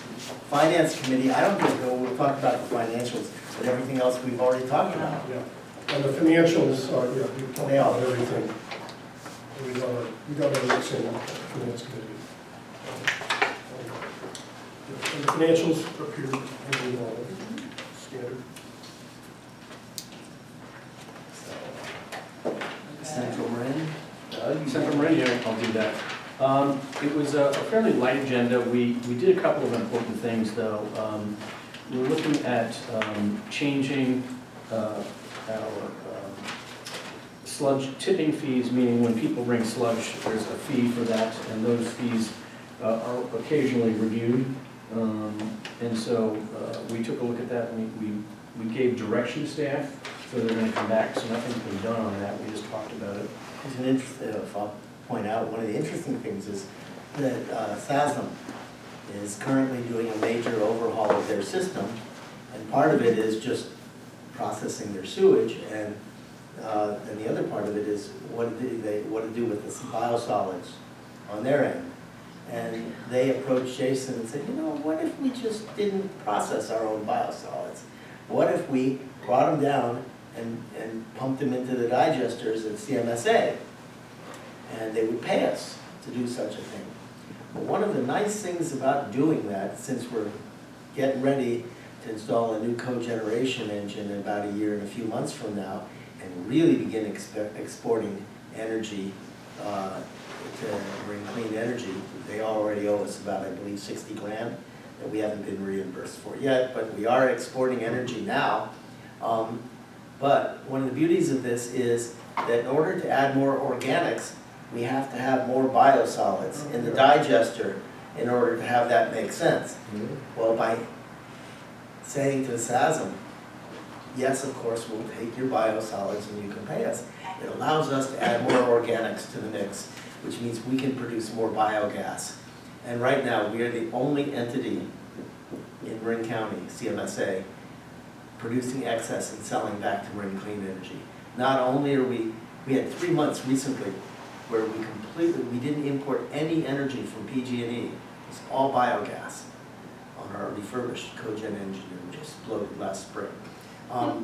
But the new one, which we're working on right now, will be available anyway. Hopefully we'll be able to have way more organics put in at that time. Let me add to what you just said. We're producing energy. As we reported before, the older cogen, which was supposed to be made, rebuilt after we got the new one, that blew up, that left us with paying for PG&E, and the bills ranged from $40,000 to $70,000 a month. So we're saving all of that and then selling back. So it's we were flaring really, all that really at great. time. So that's good. So the other things we did, And this I want to commend again our general manager. The recycled water truck fill station is run under an MMWD, Marin Municipal Water District, license. That license for us is very restrictive. So I'll explain what I mean by that, and I have that right here. There's 4 types of treatment level for recycled water. Disinfected secondary level, a 3rd level, and undisinfected. Right now, we're running under a license for MMWD where it's undisinfected, and there's really not much we can do with that portable water, recycled water. We can clean sewers out with it, but most of the things are not allowed. But in fact, it is treated, and it is disinfected secondary 23. And with Steve Moore's suggestion to Jason Dow that Jason get his own license, which would allow us to use that water for more treatments. Just an example. We could let people use it for cemeteries, freeway landscaping. What kind of license? Their own license, CMSA having a license to distribute the With the state water board. recycled water Okay. with the state water board, and Steve knew that, so Steve, it's looking like that He makes a knows lot more people sense. And the water district didn't want us to do that. No, they didn't Ben care. Hornstein's okay with it. Oh, yeah. Yeah, they don't want to deal with this. They got plenty to do. Okay. So They that's don't know fine. the details. And so that will allow us, it just gives us more They don't know the flexibility. details the way And- Steve does. Oh, yeah. Not only does it give it more flexibility, it's more accurate, because the water is in fact Yeah. treated. It's not undisinfected. And we're using it, what, for dust control? Yep, that Larkspur And Landing. for, washing down the Sewers. sewers. Yeah. But in theory, if we wanted to, we could actually sell it to somebody using it for highway sweeping and, so, it just gives us more options. It makes more sense. It's And- not and- Title 22 water, is it? It is Title 22, It is Title 22. but there's different. I think they said it was 2.3, not 22. Don't taste it. 2.3, but it's one of those things. I mean, if you can believe it, right now, we're not allowed to use our water for artificial snowmaking. Or send it, here's another thing you can use it for. You know what you can use it for? You can use it to make cement, and we have a bunch of companies right here making cement. Oh, they love it. Yeah, so anyway, just wanted to say on that. And again, it's another example of Steve working with other districts, and I just think it's great. And I also want to get back to the, It's making concrete, though. Yeah. Cement is that. oh, sorry, okay. On the other one, again, it's showing the CMSA working with Sausalito, and so it's, we're all trying to work together. I do want to advise that, so that Jason can attend a certain function, we did reschedule the March 2020 board meeting, so if anybody wants to go to it, keep your eye on it. Do you remember what date that was? I had to put it in my Oh, calendar. they'll mail us something Yeah. about it. They're very. Okay. Yeah, That was about it. Okay. That's what I like. And any of you, along with all of the other public that shows up every time we're interested. Not. And when we get our TV, our live stream TV, we'll have more people. Okay. That's what happens to Fairfax. North Bay Watershed Association. Okay, these are Judy's minutes, they're awesome. There's 5 here, so if we could pass them down to Julia, please. We met on January 3rd, One did you? and I got one. Oh, you Julie. got one? There's No, 5. We're good, we're good. Okay. Michael was there.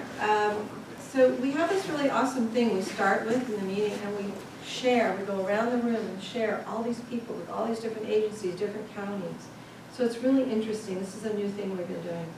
And Megan from Las Colinas talked about that they finalized their new plan, and now they're waiting on PG&E. And so I brought up the metric system.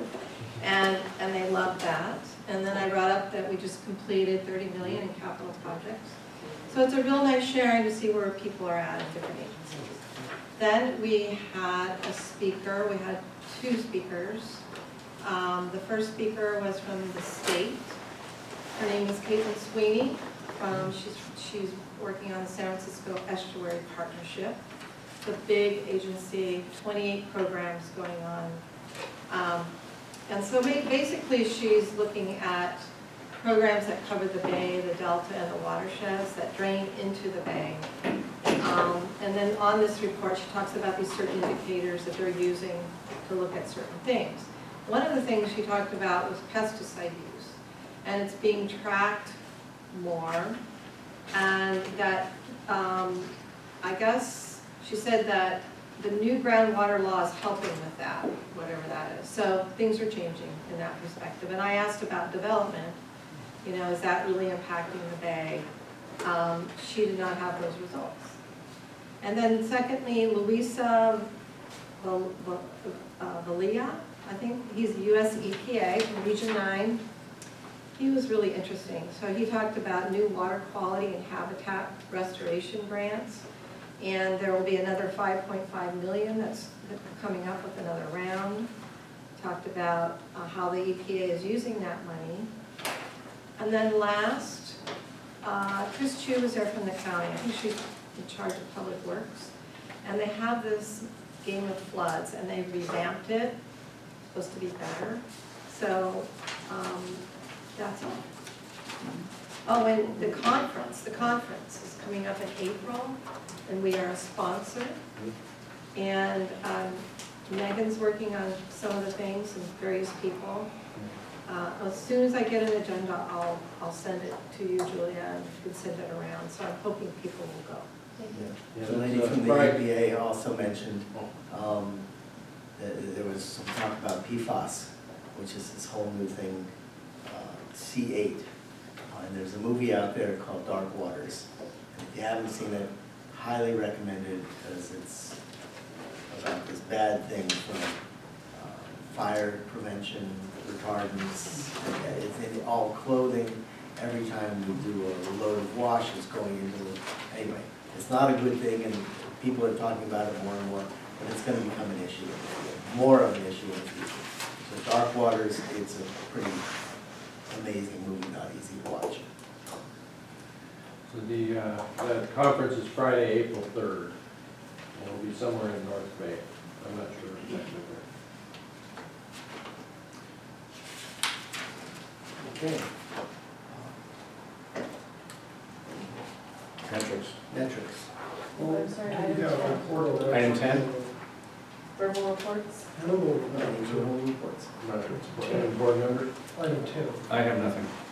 Were you asking about what? Putting items on the agenda? Yeah, it's item 10, that includes request for future. Can I get an update on the Anderson building, on the amendment to the lease? Let's see, we just received some information we were waiting for in our back and forth with the tenant, Comcast. They indicated a probable cost of construction for the tenant improvements that they requested that we fund. And so that's new information. Now we're going to meet with Newmark Knight Frank, our consultants, Hayden and Joe, on Friday, I believe, so in 2 days, to finalize our response to Comcast with that new information integrated. Right? And so we're going to transmit our proposal, which includes that floor plan for the front area that was really the last issue that we were trying to work through, is how the front area is configured so that it's welcoming to our regular flow of public and contractors that come in every day. Kind of like, you know, the current building in Kerner has a approachable counter, and and we want to make sure we have that kind of approachability, and so that's being communicated to Comcast in the coming days, and that's where we are in the process. How much do they want? Well, there was, the probable cost of construction for the tenant improvements was $450,000. But that's just a piece of information. Why don't, instead of saying, gee, this much money, which is really high, we ought to just say, we will provide these, you know, partitions here and this there, and just make a list of what we're gonna do. because we're in charge of the construction. Yeah. And, you know, we'll set the standard as to kind of their standard, what they already have now. Well, I think that's what we're saying here, is we're not saying we're giving you this much. We know what those, Can I make a suggestion? Yeah. That this is the type of conversation that you would be having in closed Thank session you. under negotiation, and maybe you ought to do that. Okay. good plan. Just, you That's- can do That's a it. very good idea. You're not prohibited from doing it in open session, but it might be advisable to do it in That's, closed. that's why you're here. They are a telecommunications company. They might go to the website. Okay. Any Also, I think other- it goes beyond the agenda item anyway, you know, that part of the discussion. Can I ask what the non-district incident was on the, Figuring it out. And can I ask where my little incident was? Okay, so we don't record that. that's item 17. Yeah, So, So, Bruce, are we done with can we that? complete item 10 first? okay. Any other updates? Steve, do you have any verbal? Yeah, as long as the board members, Yeah. no more, okay. Just a couple of brief things. So, last month I attended the Bay Area One Water Network. This is under Renew It, which is renewing or reinventing urban water infrastructure. It's a National Science Foundation funded effort that Stanford and Berkeley and New Mexico State, Colorado School of Mines is involved in. They had a kickoff meeting when I was on the state water board, and they asked me to be part of the planning committee for this effort, Bay Area One Water. And they invited me to be on an ongoing group to discuss water reuse. And so some of the water recycling issues that you mentioned in the previous report. We were going into detail about how do we create incentives for it. And I just want to let you know, I want to thank Board President Gaffney at the time. And you know, I spoke to you back last spring about continuing to participate in this effort. And we did contribute funds. We contributed $5,000 within my discretionary spending. But I want to just share with you, because this will go on and on, but I want to share with you the different agencies that now you're considered part of. Okay, this group of Bay Area One Water Network includes Alameda County Water District, Bay Area Clean Water Agencies, the Bay Area Water Supply and Conservation Agency, which are all of the Hetch-Hetchy customers on the peninsula, Berkeley Water Center, City of San Mateo, City of Palo Alto, East Bay Municipal Utility District, Marin Municipal Water District, Monterey One Water, National Science Foundation, Renew It, Ross Valley Sanitary District, San Francisco Public Utilities Commission, Silicon Valley Clean Water, Redwood City, Sonoma County Water Agency, Soquel Creek Water District near Santa Cruz, doing some excellent cutting-edge work, U.S. Environmental Protection Agency, Santa Clara Valley Water District. That's who you're now grouped with in terms of thinking in terms of one water and how to create incentives. You know, you'd say, well, what is a collection system? How do we fit in? Well, I was able to actually provide some pretty good examples from working with Jason, working with the Marine Water program that you discussed, and pros and cons of different approaches. And so bringing our experience, and then even working with our union, and acceptability of using recycled water, and the process of going through that. The lessons we learned this August, I shared with this group of agencies, and it was well received because it's a reality check on what's doable. You know, if you're up in Berkeley, you're thinking, oh, everyone will recycle water. You know, it's just a given, right? Well, there's a lot more to it in terms of the details of getting to the point of project delivery. So actually, I just wanted to share with you that it was kind of a neat experience going from a statewide perspective, but then to our sanitary district perspective, and sharing that with this kind of group of folks who are just trying to make water recycling move forward in our area of the state in a way that we see in Southern California. You know, they recycle every drop of the Orange County Sanitation District treatment plant. That's 133 million gallons a day. You know, or they may not quite be there yet, but they will get there. And they're putting it all on the ground and using it to resupply drinking water sources up down there. And so in the Bay Area, and there's some numbers and a fact sheet that I can share with you, we recycled 6.8% of our wastewater, 6.8% Bay Area wide. In Marin, we recycle more like 1.9%. So we're behind the rest of the Bay Area, who are behind, you know, Southern California. But it's There's gonna a- go up now that Yeah.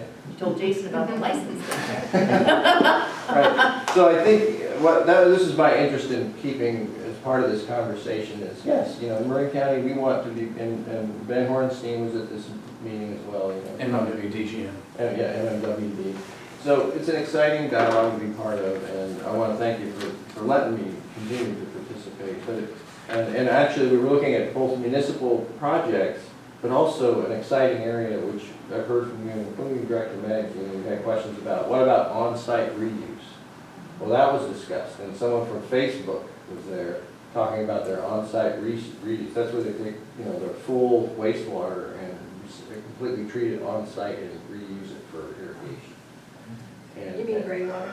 It's done, black water. Oh, it's black. It's actually everything. And, but it, and so it's in San Francisco actually has pioneered this with their reuse of black water in skyscrapers. They actually, it's a matter of business these days for any new skyscraper to completely treat all wastewater on site. And so we talked about that too, and in terms of re-envisioning like water reuse for the Bay Area in the future, what mix of regional projects versus on-site projects makes sense, and how can we equip local agencies, smaller agencies like us, you know, with the tools they need to make it happen, but make it happen and still protect public health and the environment along the way. So it's a good group of folks. We did a thought exercise where what if that one state bill that would make all wastewater discharge to the ocean and the bay, make it not, you know, prohibited, the discharge prohibition. And so we did a thought exercise and said, what if a state law passed in that by 2030,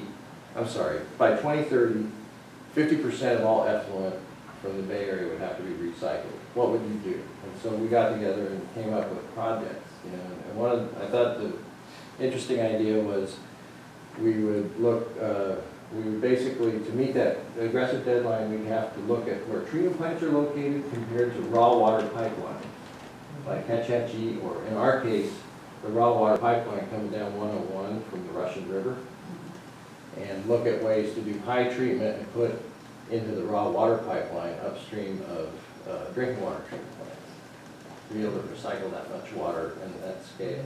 So just to give you a flavor of some of the interesting dialogues that we were having. Makes you think. If I could point out, Salesforce Tower will feature the largest on-site water recycling system in a high-rise building in the United States. Wow. Is that in San Francisco? Yeah, yeah, that's the new tall skyscraper. Oh, that thing. Yeah, thank you, Doug. So it's a great dialogue to be part of. I think being in that group of agencies is good for our stature, and it was worthwhile sharing real-world examples. That would be true until Millennium Towers tips over into the Salesforce building. I wanted to share with, so enough of that Ivory Tower stuff, right? Thanks for letting me participate in that. That will continue. They're also looking at a stormwater summit next year. Marin Country Mart approached me about parking. They were worried. Shocking surprise. They were worried about the smart train opening, you know, and so Felicia and I went and met with them, and they seemed pretty serious, you know, about taking responsibility for, you know, building it and all that. And we warned them it's pretty mushy, you know, pretty Short term, not. short term, and so I followed up. You know, I thought, well, a neighbor asked if they could borrow some land, right? So I said, well, I got to check with EPA. And in the course of about 3 days, we got written approval from EPA. There were a lot of conditions, but, you know, we actually got things ready. You know, the contractor was a little concerned, but, you know, For how many months? but they never followed up. Oh. So we got things set up for them, but I think maybe the smart train came and it wasn't so bad. And I'd like to have the board discuss that if that ever comes to fruition anyway, because I have some concerns about that. yeah, well, and we certainly could. I mean, we didn't get that far. Right. You know, basically, I was checking. If EPA said, no, you can't do it, that would have been. Yeah, I mean that. So we never reached past that point, but I hear you loud and clear, you know. if anything were to come of that, we would bring that to you. It would be a revenue type situation. The last time they approached us, which was about 4 years ago, or 3 years ago, remember? We said it would be paved, and, no, it was absolutely EPA. Kiboshed it. I don't want to go too far into this discussion. There's other options that I think are much more attractive. Yeah, and there are hurdles, Yeah. We can't, because of our financing, we can't have an agreement with a private entity. That's not legal. So they would have to have a proxy, they'd have to have a proxy, public agency make an agreement with us. But they said Golden Gate Ferry would do it. We didn't hear from Golden Gate Ferry. Yeah. So anyway, it's out there. It's feasible, actually, frankly. And what it would do, it would solve the employee parking issue. It wouldn't be for public, it would just be for employees who take all the best spaces for the longest amount of time. So they see there's a payback for them. But anyway, it didn't go any further than that. So I'll let you know if there's anything else up. You've already mentioned that Friday, we're receiving the CWA Redwood Empire Section Small Collection System of the Year Award. Steve Nicholas will be attending on our behalf. And next week at CASA, I was asked to moderate a panel on small and medium, tailoring solutions to small and medium-sized sanitary districts. I'll attend it. So I'll look forward to seeing you there. And maybe we'll learn something. Yeah. There's actually some interesting speakers there, so that was a nice honor, I appreciate. And next month's board meeting is going to be on February 12th, which is the second week of the month. So I wanted to highlight that, because the third week is the week that the school kids have off, ski week and that sort of thing. So February 12th will be the next board meeting. And then I wanted to hand things off to Felicia to cover the financial policies update. Yeah, thank you. I'm going to hand to Julia, if you would hand to the board. So these financial policies were adopted by the board at the December meeting. Here, if you would also actually grab those as well. So the financial policies that were adopted by the board at the December meeting are printed here for you in a bound copy for your reference.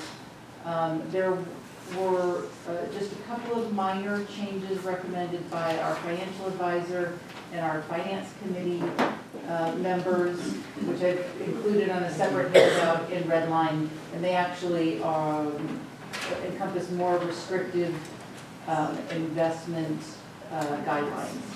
So that's all I have to report on that. If there are any questions about the financial policies. Is this on our agenda tonight? It was adopted by the board in December, so that's your final copy. Oh. That's your final printed copy for your reading pleasure. An easy reference. An easy reference. If I may, Steve, since you mentioned, and I put it in my phone already when we got to the end of the agenda, that next month's meeting is on the 12th, just to say, the CMSA meeting is the day before, the 11th.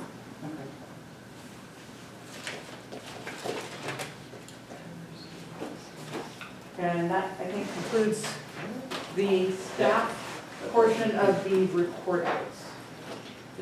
Metrics, real quick. How many spills were there last month? 0. I'm sorry, I couldn't hear you. 0. Just making sure. Nada. What was the non-district incident? Anybody know? 50 Suffield Avenue, contractor was doing work on a storm drain, kept filling up with sewage. We went and checked our parallel line, everything was fine, we were flowing. We then called the next day.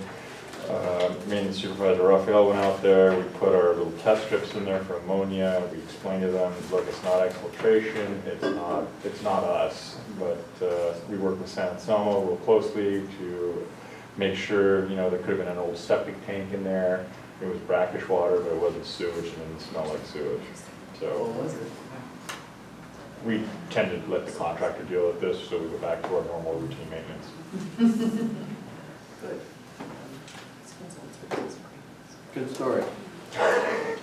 When was the state awards for small agencies? Oh yeah, I should have mentioned that. I was told, basically a group of CWA board members, they come around and interview all the section winners, and they get together afterwards, and I think Jim McPherson with CTS said they get together in April. and then it's awarded in June, I think. Oh. I'll definitely let Steve know what the actual Yeah, it timeframes could be are. sooner, because they have their annual conference is in Reno. They're doing a No, joint it's conference at Reno, so yeah, with Nevada for the first time, but it's soon, okay. I So I'm think. sorry, Could be 3 weeks. Steve, what's the organization again? California Water Environment Association. California Water and Environment Association is going to Reno, Nevada for a convention? Yeah, a joint, It's a meeting with tri-state. Nevada. Huh? It's joint with Nevada. Okay. Yes. That's, It's across, just over the line. And from our application, I think we're in good standing, so I'm looking forward to it. Yeah, don't jinx it. If there's nothing else? You know, on the repairs, so we did localized pipeliners, 14 in the current budget, there was. And fiscal year to date, which is what? 7 months, we've done 221. Yeah. So that's like 3 a month. That's also with doing manhole rehab, so that's kind of low. But when you average it out, Andy's doing a phenomenal job. Manholes another 47. Yes. We did 3. We've got some great supervisors. Yeah, well, and these numbers add up, that's why in the report to the regional board, which I reiterated in the metrics report, the repair mileage outstrips the capital mileage. Oh, yeah, okay. Because if you assume, and it's a reasonable assumption, if we go to a pipe, we do all the repairs in that pipe from manhole to manhole. Do There might we be put 1 or that 4. to the state? Do we give the state? Yeah, Yes. yeah. I put the table we put together for the state in the metrics report. Actually, I didn't mention, I shared the metrics report, just like Director Meg shared the metrics report with North Bay. I shared it with the chief of the MPDS division for the regional board, and he shared it with the enforcement chief, and they came back to me that day and said, this is amazing. And I think why they Get off like the it. permit. Why it's helpful to them Yeah. is it's not so much, I mean, the outcomes are important, but just tracking, the regulatory agencies, whether it's EPA or the water boards, aren't completely clear what to track for collection system performance. Because, the way they regulate is end of pipe for the discharges to the bay. And the amount of bacteria, or the amount of oxygen, that sort of thing. And so they need assistance in what things should be tracked to show good performance. And so I sent them that as an example of things that we're tracking. And there's an example that Mixis came up with, which was pipes unnecessarily clean. And we have a rational way of going about collecting that information. We put a basket down below the line when we jet it, and if we don't collect any debris, that was unnecessarily clean. That's not something that the state's aware of, it's something you can track your performance. But we've captured that and over the years, and we have a metric that we can report, and then they look at that and think, oh, there's something that, reflects performance. You always have to walk that line about, oh, you met that goal, so, you met 221 local pipeliners in 6 months, so that's your requirement. Well, hold on a second. And then they have a discussion about what's a reasonable target that reflects good, acceptable performance. It might not be 221, it might be 100, If I can just add to that, because I think that is really smart what Mixis is doing with that unnecessary cleaning. And the reason that it's really smart is because every time you clean a pipe, you incrementally degrade it. And incrementally degrade it. You're degrading the pipe when every time you're cleaning it, you're taking away a little bit of the material of the pipe. And that, I think, leads us back to operationally motivated capital decisions, because when you're thinking about what's the best way to operate and maintain the system, and that picture drives the capital investments that you're making. So it's a full picture view of how to manage the district, and I think it's really smart, so good job. And good job to you too. Good job translating that. What was the fellow's name that figured that out? His initials are SM. I That doesn't. Yes, yeah. Are we done? Okay, are we done? Yeah. Meeting